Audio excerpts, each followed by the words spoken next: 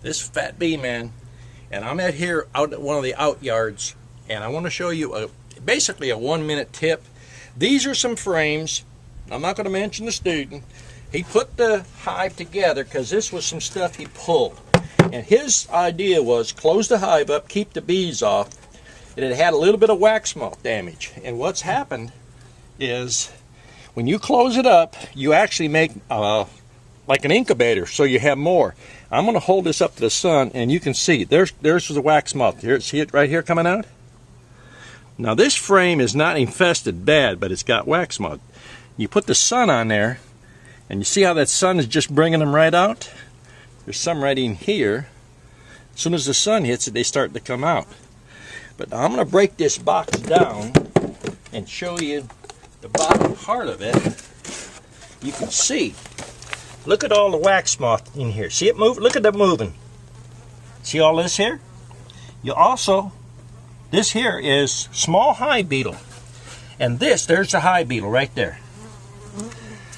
Now see, this here was a small wax moth problem that's turned into a hive beetle problem. And what you're actually doing is you're breeding small hive beetles. Of course, if you want to go fishing, it's good.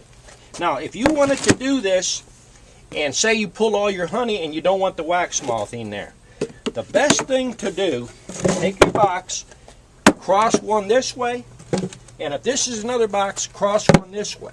And you have light coming in all around, you're going to have less wax moth.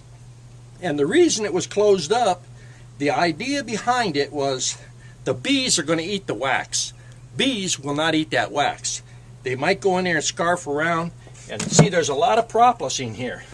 You see bees, they're recycling the propolis because the sun hits it and it's getting warm. They're getting this.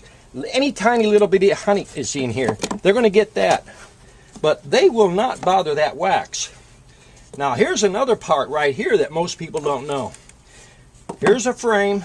It's been drawed. This wax was drawed by the bees. See, there's no cleat bar.